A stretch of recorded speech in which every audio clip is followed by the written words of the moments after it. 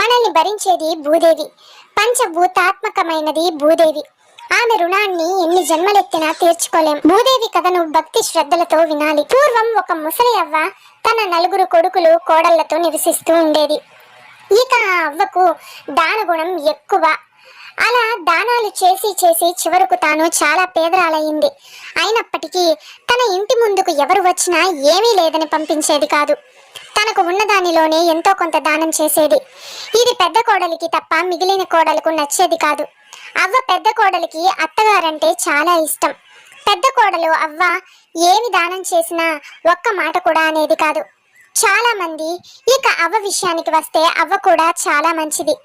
అందరి కోడళ్లను సమానంగా చూసేది. అయితే అవ్వ చేసే దాన ధర్మాల గురించి, పుణ్యకార్యాల గురించి నారదుడు ధర్మరాజుకు చెప్పాడు. నారదుడు ధర్మరాజుతో ఇలా అంటాడు: భూలోకంలో ఒక అవ్వ నీకు మించిన దాన ధర్మాలు చేస్తుంది. దాని కారణంగా ఆమెకు పదవిని ఇవ్వవలసిన పరిస్థితి రాబోతోంది అని. ఇక ఆ మాటలు విన్న ధర్మరాజు, ఏంటి, నాకన్నా అవ్వ ఎక్కువ దానాలు చేసిందా? ఎవరు ఆమె? ఆమె ఎవరో తెలుసుకుని ఆమె తనకంటే ఏ విషయంలో నాకంటే గొప్పదో, అలాగే తనకంటే ఏం గొప్ప విషయాలు చేసిందో తెలుసుకోవాలని ధర్మరాజు స్వయంగా భూలోకానికి వస్తాడు. ఇక ధర్మరాజు సామాన్య మానవ రూపంలో ఒక పేదవాడిగా అవ్వ గ్రామంలో తిరగడం ప్రారంభించాడు. ప్రతి ఇంటి ముందుకు వెళ్ళి తన దగ్గర బట్టలు లేవని కొన్ని బట్టలు దానం చేయండి అని అడిగాడు. కానీ ఎవరూ కూడా తనకు సహాయం చేయలేదు. అలా అందరి ఇంటికి వెళ్ళి అడగగా చివరికి అవ్వ ఇంటికి చేరాడు.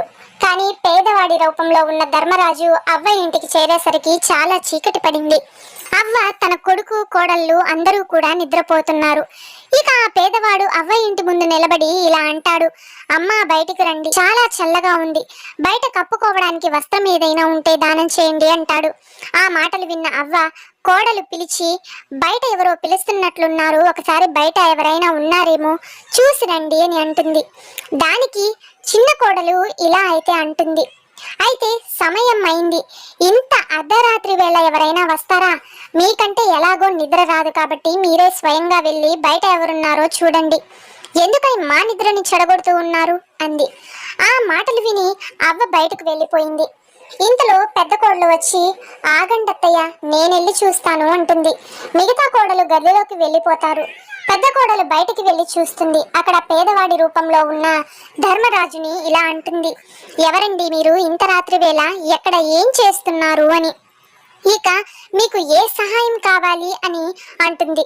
ఇక దానికి ఆ పేదవాడు అంటే ఆ ధర్మరాజు ఇలా అయితే అంటాడు: అయితే బాగా చలిగా ఉంది, దుప్పటి ఏదైనా ఉంటే దానం చేసి పుణ్యం కట్టుకో తల్లి అంటాడు. అప్పుడు పెద్ద కోడలు, ఒక్క నిమిషం ఇక్కడే ఉండండి అని చెప్పి తన అత్తగారి దగ్గరికి వెళ్ళి అతను చెప్పిందంతా కూడా చెబుతుంది. దానికి అవ్వ పెద్ద కోడలితో ఇలా అంటుంది: సరే, అయితే తనకు మీ మామగారు కప్పుకున్న కంబలిని ఇచ్చి మీ మామగారికి నా దుప్పటిని ఇవ్వు. మనం ఎలాగో కిటికీలు తలుపులు వేసి పడుకుంటున్నాం కదా, కాబట్టి అంతగా చలివేయదు అంటుంది. ఆ మాటలు విన్న పెద్ద కోడలు సరే అత్తయ్య అని చెబుతుంది. పేదవాడికి తన మామయ్య కప్పుకున్న కంబలిని ఇస్తుంది. పెద్ద కోడలు ఇంట్లోకి వెళ్ళిపోయింది. అందరూ నిద్రించారు. పేదవాడి రూపంలో ఉన్న ధర్మరాజు ఆ కంబలిని తీసుకుని అక్కడి నుంచి కొంచెం దూరం వచ్చి అసలు రూపంలోకి మారి నారదుడి వద్దకు వెళ్ళి, నారదుడు చెప్పింది నిజమే అని భూలోకంలో ఒక అవ్వ దగ్గర ఉన్న పాత కొత్త వస్తువులను దానం చేస్తుంది, చాలా పుణ్యాన్ని పొందింది అని అంటాడు. ఈ విధంగా మరి ఆ విధంగా అని ధర్మరాజు ఆ అవ్వ నిజంగానే సింహాసనాన్ని పొందుతుందేమో అని, అయితే యమధర్మరాజా, నువ్వు ఒక పని చెయ్యి, అవ్వను ఈ లోకానికి తీసుకునిరా అని చెప్తాడు. ధర్మరాజు అప్పుడు యమభటులను భూలోకానికి పంపించి అవ్వను తీసుకురామని చెబుతాడు. అవ్వ యమలోకానికి చేరుకుంటుంది. కానీ ఆమె నిలబడడానికి కొంచెం భూమి కూడా లేదు, చుట్టూ నీళ్లే ఉన్నాయి. అది చూసిన అవ్వ, నేను భూలోకంలో చాలా దాన ధర్మాలు పుణ్యకార్యాలు చేశాను, అయినా నేను నరకానికి వచ్చాను, అయినా నాకు బాధగా లేదు. కానీ యమధర్మరాజా, ఏమిటి ఇక్కడ నాకు నిలబడ్డానికి కూడా కొంచెం కూడా చోట్లేదు అని అంటుంది. అప్పుడు మీ భూలోకానికి ధర్మరాజు వచ్చి, నువ్వు చాలా పుణ్యకార్యాలైతే చేశావు, కానీ నువ్వు భూదేవి కథను వినలేదు, అందుకే నీకు ఇక్కడ నిలబడ్డానికి భూమి దొరకడం లేదు. ఇక్కడనే కాదు, నువ్వు స్వర్గానికి వెళ్ళినా అక్కడ కూడా నీకు నిలబడ్డానికి భూమి దొరకదు అని ధర్మరాజు అయితే అవ్వతో చెబుతాడు. ధర్మరాజా, యమధర్మరాజా, మీరిద్దరూ పుణ్యాత్ములు కదా, అయితే నాకు సహాయం చెయ్యండి. నేను నా కాళ్ళ కింద భూమి లేకపోతే నేను ఎలా నిలబడగలుగుతాను? నాపై జాలి చూపించండి అంటుంది అవ్వ.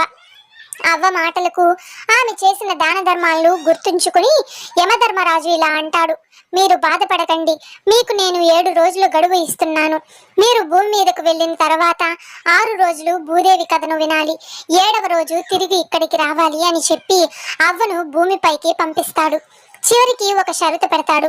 భూమిపైకి వెళ్ళిన తర్వాత క్రమం తప్పకుండా 6 రోజులు భూదేవి కథను ఒక బ్రాహ్మణుడి ద్వారా వినాలి. అలా అయితే నీకు ఇక్కడ నిలబడ్డానికి భూమి లభిస్తుంది అని చెబుతాడు. ఇక అక్కడ భూలోకంలో అవ్వ చనిపోయింది అని అనుకుని ఆమె దహన సంస్కారాలు చేయడం ప్రారంభించారు. ఈలోపే అవ్వ లేచి తన కొడుకులతో, నన్ను ఎక్కడికి తీసుకుని వెళ్తున్నారు? నేను ఇంకా చావలేదు అని అంటుంది. ఇక ఆ మాటలు విన్న ఆ కొడుకులు, ఇక 4 కొడుకుళ్ళు కోడళ్ళు ఆశ్చర్యపోతారు. ఆ తర్వాత అవ్వకు క్షమాపణ చెప్పి ఇంటికి తీసుకుని వెళ్తారు. చనిపోయిన అత్త తిరిగి రావడం చూసిన 4 కోడళ్లకు మతిపోతుంది. పెద్ద కోడలు చాలా సంతోషించింది. మిగిలిన 3 కోడళ్ళు ఇలా అనుకుంటున్నారు, ఈవిడ అంత త్వరగా ఎందుకు చేస్తుంది, మనల్ని చంపుతుంది గాని అని అనుకుంటుంటారు. ఊరిలోని వాతావరణం కూడా ఆశ్చర్యపోయారు. వారంతా కూడా వాతావరణం కూడా చల్లబడిపోయింది. ఇక వీరి కుటుంబాన్ని చూసి హేళనైతే చేయడం మొదలు పెట్టారు అందరూ. ఆ తర్వాత అవ్వ తన 4 కొడుకులను కోడలను పిలిచి, నేను ఇంకా 7 రోజులు మాత్రమే ఈ భూమి మీద ఉంటాను, నిజానికి నేను రాత్రే చనిపోవాలి అని చెప్పి యమలోకంలో జరిగిందంతా కూడా చెప్పి తాను భూమి మీదకు రావడానికి గల కారణం కూడా చెప్పింది. అవ్వ మాటలు విన్న కొడుకులు కోడళ్ళు, పెద్ద కోడలు తప్ప ఈవిడికి పిచ్చి పట్టిందా ఏమిటి, ఏదో పీడకల వచ్చి ఉంటుంది, దానికి ఇంత పెద్ద పంచాయతీ పెట్టాలా అంటున్నారు. కొడుకులు కూడా ఆమె మాట వినలేదు. అప్పుడు అవ్వ ఇలా అంటుంది, దయచేసి నా మాట నమ్మండి, ఇంకో 7 రోజుల్లో నేను మళ్ళీ చనిపోతాను. నేను 6 రోజులు క్రమం తప్పకుండా భూదేవి కథను వినాలి, నాకు సహాయం చేయండి అని ప్రాధేయపడింది. దానికి పెద్ద కోడలు ఇలా అంటుంది, అత్తగారు చెప్పేది నిజమైనా అబద్ధమైనా ఏమవుతుంది, భూదేవి కథ వింటే పుణ్యమే కదా అంటుంది పెద్ద కోడలు. తన భర్తను పిలిచి, మీరు వెంటనే వెళ్ళి ఒక బ్రాహ్మణుడిని పిలుచుకురండి అంటుంది. మిగిలిన 3 కోడళ్ళు చేసేది ఏమీ లేక చూస్తూ ఉన్నారు. చిన్న కోడలికి మాత్రం తన అత్తపై, తోటి కోడలపై కోపం రోజు రోజుకు పెరిగిపోతుంది. బ్రాహ్మణుడు ఇంటికి వచ్చి భూదేవి కథను ఇలా చెప్పాడు, మనల్ని భరించేది భూదేవి, పంచభూతాత్మకమైనది భూదేవి, ఆమె రుణాన్ని ఎన్ని జన్మలెత్తినా తీర్చుకోలేము. అసలు భూమిని ఎలా పూజించాలి అంటే కనీసం అమ్మ నా పద ఘట్టానలతో నిన్ను బాధపరిస్తే క్షమించు, అంటే నా పాదాలతో తొక్కి నిన్ను బాధ పెడితే నన్ను క్షమించు, ఈ విధంగా మనసులో అనుకుంటూ పొద్దున్నే నిద్రలేచేటప్పుడు ఈ విధంగా అనుకుంటూ ఆమెకు నమస్కరించుకోవడమైన. ఉదయాన్నే నిద్రలేవగానే ఉత్తరముఖంగా నిలబడి భూమిని 2 చేతులతో తాకి నమస్కరించాలి. ఆ తర్వాతే దైనందిన కార్యక్రమాలు మొదలు పెట్టాలి. ఒకానొక కాలంలో భూమి పాప బాధల వల్ల అధికంగా క్షీణించింది. ఈ సమయంలో హిరణ్యాక్షుడు అనే రాక్షసుడు భూమిని అపహరించి పాతాళ సముద్రంలో దాచిపెట్టాడు. అతను భూమిపై రాజ్యం చేయాలనే ఆశతో భూదేవిని ఒడిసి పట్టి సముద్రంలో ముంచివేశాడు. భూమి బాధను గమనించిన దేవతలు మరియు ఋషులు భగవంతుని వద్ద శరణు పొందారు. వారి ప్రార్థనలకు స్పందనగా విష్ణువు వారాహ అవతారం స్వీకరించాడు. వారాహం అవతారాన్ని ధరించి సముద్రంలోకి దిగి హిరణ్యాక్షునితో ఘోరమైన యుద్ధం చేశాడు. ఇక యుద్ధం చాలా కాలం పాటు కొనసాగింది. హిరణ్యాక్షుడు మహాశక్తివంతుడైనప్పటికీ భగవంతుని ముందు నిలవలేకపోయాడు. చివరకు విష్ణువు తన తిరుగులేని చక్రాయుధంతో హిరణ్యాక్షుకుణ్ణి సంహరించాడు. అనంతరం భూదేవిని తన 2 దవడల మధ్య మోసుకుని భూమిని తన స్థానంలో ప్రతిష్ఠించాడు. ఈ రక్షణ తర్వాత వారాహుడు భూమిని వివాహం చేసుకున్నాడు మరియు వీరికి మంగళ అనే కుమారుడు కూడా జన్మించాడు. హిరణ్యాక్ష ప్రభావం కారణంగా భూమికి అసురుడు నరకాసురుడు కూడా జన్మించాడు. ఇక నరకాసురుడిని వధించడంలో సహాయం చేయడానికి భూమి కృష్ణుడి భార్య సత్యభామగా జన్మించింది. ఇక భూదేవిని లక్ష్మీదేవి యొక్క ఒక అవతారంగా భావిస్తారు. క్షీరసాగర మదనంలో మహాలక్ష్మి మరియు భూదేవి రెండు భిన్న స్వరూపాలుగా ప్రాప్తమయ్యారని పురాణాల సైతం చెబుతున్నాయి. ఇది కొంతమందికి మాత్రమే తెలిసి ఉంటుంది. వైష్ణవ సంప్రదాయాలలో భూమిని లక్ష్మితో పాటు విష్ణువు యొక్క ద్వితీయ భార్యగా కూడా చెప్తారు. ఈ విధంగా అయితే బ్రాహ్మణుడైతే చెప్పాడు. అలా క్రమం తప్పకుండా అవ్వ ఇంటిలో 6 రోజులు భూదేవి వ్రత కథను చదివించారు. ఇక 7వ రోజు ఉదయాన్నే అవ్వ నీటితో నింపిన చెంబును, దారమును, 5 రూపాయలను తీసుకుని కొడుకు కోడలను పిలిచింది. మీరందరూ కలిసి నాతో రావి చెట్టు వద్దకు రండి, అక్కడ భూదేవి కథను చివరిగా విందామంటుంది. ఈ రోజు నేను మీ అందరిని విడిచి వెళ్ళిపోతాను, రేపు తెల్లవారేసరికి ఈ లోకాన్ని వదిలేస్తున్నాను అని చెబుతుంది. ఆ మాటలు విని కొడుకులు కోడళ్ళు ఏమి మాట్లాడారు? నిస్సహాయంగా చూస్తూ ఉన్నారు. బ్రాహ్మణుడు అవ్వ తన 4 కొడుకులు కోడళ్ళు రావి చెట్టు వద్దకు భూదేవి కథ వింటారు బ్రాహ్మణుడు చెప్పినట్టు విని. అయితే కథ పూర్తయిన తర్వాత అవ్వ లేచి తనతో తెచ్చుకున్న నీటిని రావి చెట్టు మొదట్లో పోసి కోడళ్లను దారం ఇచ్చి చెట్టు కట్టమని చెప్పింది. అమ్మ భూదేవి, నేను చేసిన ఈ వ్రతాన్ని స్వీకరించు, నేను చేసిన పాపాలను క్షమించు, ఇక నాకు నిలబడడానికి భూమిని ఇవ్వు అని భూదేవిని మొక్కుకుంటుంది. అందరూ కలిసి ఇంటికి వెళతారు. అవ్వ తన కోడలితో ఇలా ఉంటుంది. ఈ రోజు నా చివరి రోజు, నాకు ఇష్టమైన వంటలు చేసి పెట్టండి, నేను ఆనందంగా ఇక్కడి నుండి వెళ్ళిపోతాను అంటుంది. దానికి చిన్న కోడలు ఇలా అంటుంది. ఏమైందని మీకు ఇష్టమైన వంటలు చెయ్యాలా? ఇక అన్ని దానాలు, పూజలు, వ్రతాలు చేసి మమ్మల్ని కటిక పేదవారిని చేశారు. మీరు ఏదో నిజంగా చనిపోతారని మేము నమ్మి మీకు ఇన్ని సేవలు చేస్తూ ఉన్నాము అంటుంది. ఇక పెద్ద కోడలు, ఇక చాలు ఆపు, నువ్వు ఏమీ మాకు సహాయం చేయనవసరం లేదు, అత్తయ్య మీకు నేను చేసి పెడతాను, మీకు ఇష్టమైన వంటలు నన్ను ఎవరు ఆపుతారో చూస్తాను అని అంటుంది.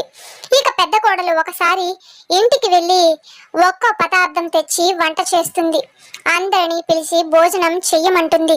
కానీ చిన్న కోడలు తినదు. అప్పుడు అవ్వ, రేపు పొద్దున్నే నేను వెళ్ళిపోతాను, ఈ ఒక్క రోజు నాతో కలిసి భోజనం చెయ్యరా తల్లి అని చిన్న కోడల్ని పిలుస్తుంది. ఇష్టం లేకపోయినా అందరితో కలిసి భోజనం చేస్తుంది. కోడలు అవ్వ తన చివరి రోజులు ఆనందంగా గడుపుతుంది. ఇక ఆ రోజు రాత్రి యమదూతలు వచ్చి ఆమెను యమధర్మరాజు వద్దకు తీసుకుని వెళ్ళిపోతారు. ఈసారి యమధర్మరాజు ధర్మరాజును చూసి అవ్వని ఇలా అంటారు. స్వామి, మీరు చెప్పినట్లు నేను భూదేవి కథను విన్నాను, భూదేవి మీదకు వెళ్ళి భూదేవి కథనైతే విన్నాను. కానీ స్వామి, నేను ఎన్నో దాన ధర్మాలు చేశాను, కానీ నా పిల్లలకి ఇప్పుడు ఇంట్లో వారు తినడానికి తిండి లేదు. ఎన్ని పుణ్యకార్యాలు చేసినందుకు నాకు ఏం మిగిలింది అని ఏడుస్తుంది. ధర్మరాజు అవ్వతో, నువ్వు చేసిన వ్రతం మామూలు వ్రతం కాదు, భూదేవి వ్రతం. నీకు నీ కుటుంబ సభ్యులకు భూదేవి అనుగ్రహిస్తుంది. చివరి రోజు నువ్వు నీ కుటుంబంతో కలిసి భూదేవి కథని విన్నావు, నీ పుణ్య ఫలం వారికి కూడా దక్కింది. చూడు అంటూ భూమి వైపు చూపించి తన ఇంటిలో ధనధాన్యాలను చూపించాడు. అవి చూసి అవ్వ చాలా సంతోషించింది. ఇక మరుసటి రోజు చిన్న కోడలు ఇంతలో ఆ గదిలోని పెట్టిన శబ్దం వచ్చింది. పెద్ద కోడలు ఏమిటి అని పెట్టి తీసి చూసింది. పెట్టె మొత్తం డబ్బుతో నిండి ఉంది. వెంటనే తన గదిలోకి వెళ్ళింది. ఆమె గదిలో కూడా డబ్బు, బంగారం ఉన్నాయి. వంట గదిలో చూసింది, సరుకులన్నీ నిండా ఉన్నాయి. అవి చూసి పెద్ద కోడలు ఆనందంతో తన భర్తను పిలిచింది. తన భర్త చిన్నగా, ఇప్పుడు ఇంట్లో ఏమీ లేవు, ఎక్కడికి వెళ్ళి ఏం తీసుకురాను అని అంటాడు. దానికి పెద్ద కోడలు, మీరు ఎక్కడికి వెళ్ళనవసరం లేదు, ఒక్కసారి ఇంట్లోనికి రండి అంటుంది. పెద్ద కోడలు భర్త మిగిలిన వారందరూ కూడా ఇంట్లోకి వచ్చి చూసేసరికి ఇల్లంతా డబ్బుతో, వస్తువులతో, ఆహార పదార్థాలతో నిండిపోయి ఉన్నాయి. మిగిలిన 3 కోడళ్ళు తమ గదుల్లోకి వెళ్ళి చూసుకున్నారు. 2వ కోడలికి మాత్రం 3వ కోడలికి కొంచెం డబ్బు మాత్రమే లభించింది. కానీ చిన్న కోడలకు అసలు ఏమీ లభించలేదు. దానికి పెద్ద కోడలు, మనమంతా ఒక్కటే, చూడు చిన్న తోటి కోడల్లా, నువ్వు బాధపడకు, నా దగ్గర ఉన్న కొంచెం డబ్బును నీకిస్తాను అని అయితే ఈ విధంగా అంటుంది. పెద్ద కోడలు మనసు అర్థం చేసుకున్న మిగిలిన 3 కోడళ్ళు ఆమెకు క్షమాపణ చెప్తారు. వారికి సిరి సంపదను ప్రసాదించినందుకు భూదేవి తల్లికి కృతజ్ఞతలు చెప్పుకున్నారు. వారందరూ కూడా వారి తల్లిలాగానే ఎన్నో దాన ధర్మాలు, పుణ్యకార్యాలు చేయాలని అనుకుంటారు. ఇదంతా చూసిన అవ్వ చాలా సంతోషించి చిన్న కోడలతో వచ్చిన మార్పును చూసి ఆనందించింది. ఇంతలో అక్కడికి పుష్పక విమానం వచ్చింది. అవ్వ యమధర్మరాజు ధర్మరాజు వంక చూసింది. నువ్వు చేసిన పుణ్యకార్యాలకు స్వర్గలోకానికి వెళ్ళే అర్హత పొందావు. ఆనందంగా స్వర్గలోకానికి వెళ్ళు అని అవ్వను స్వర్గలోకానికి పంపించాడు. అవ్వ కుటుంబానికి భూదేవి కథ విలువ తెలిపింది. ఇక కాబట్టి మీరు ఎన్ని దాన ధర్మాలు పుణ్యకార్యాలు చేసినా ఖచ్చితంగా ఒక్కసారైనా భూదేవి కథను వినండి. ఈ కథ భక్తి శ్రద్ధలతో విన్నవారికి భూదేవి అనుగ్రహం కలుగుతుంది. ఇల్లు భూములు కొంటూనే ఉంటారు. ఆమె కటాక్షమైతే అందరిపై వర్తిస్తుంది. మీరు గుడికి వెళ్తూ ఉంటారు కదండి, అక్కడైనా సరే బ్రాహ్మణుణ్ణి కానీ భూదేవి కథ వినమని అలాగే చెప్పమని, ఇక లేకదంటే భూదేవి వ్రతం చేసుకోవాలి అని మీరైతే వాళ్ళని అడిగితే వీళ్ళు డీటెయిల్డ్గా అయితే చెబుతారు.